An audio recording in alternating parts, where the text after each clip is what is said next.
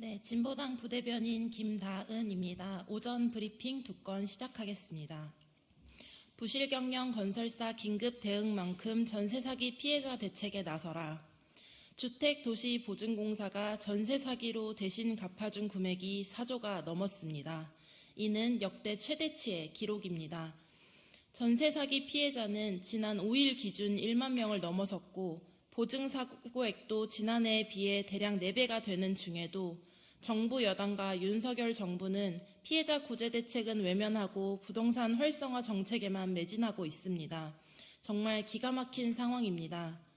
윤석열 정부는 지난 10일 노후화된 아파트를 안전점검 없이 재건축을 추진하는 등을 골자로 하는 부동산 정책을 발표했고 건설산업 활력 회복이라는 명목하에 건설사 대출을 저금리 대출로 전환하는 등 적극 구제를 약속했습니다.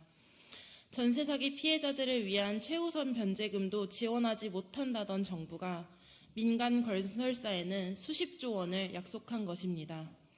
또한 이번 발표에서는 전세 사기를 부추길 수 있는 정책인 세제 혜택, 등록 임대사업자에 대한 인센티브 확대도 포함되었습니다.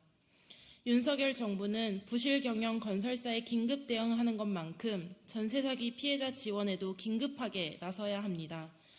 정책의 사각지대에서 누수, 침수 등 열악한 주거 환경에 노출되어 구제 정책을 기다리는 피해자들도 있습니다. 피해자들이 염원하는 특별법 제정부터 전세 사기 문제 해결을 위해 정부 여당이 적극 나서는 것이 기본입니다. 두 번째입니다. 예견된 실패 메가시티 서울, 국민의힘은 사과하라. 국민의힘은 지난 10월 서울 편입과 관련 발언에서부터 2025년 1월 시행을 위한 특별법 발의까지 일사천리로 진행했습니다. 이는 총선용 이슈 만들기였습니다.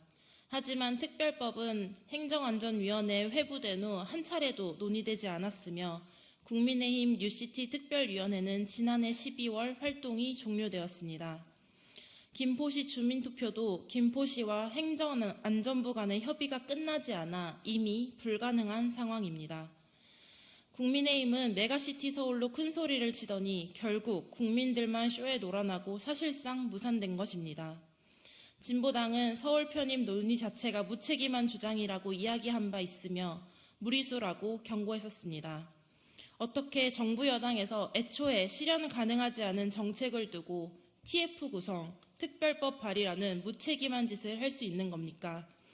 이슈 몰이를 위한 졸속 정책, 정치쇼는 결국 역풍을 맞을 것입니다. 국민의힘은 메가서울 실패를 인정하고 국민들께 사과하십시오. 감사합니다.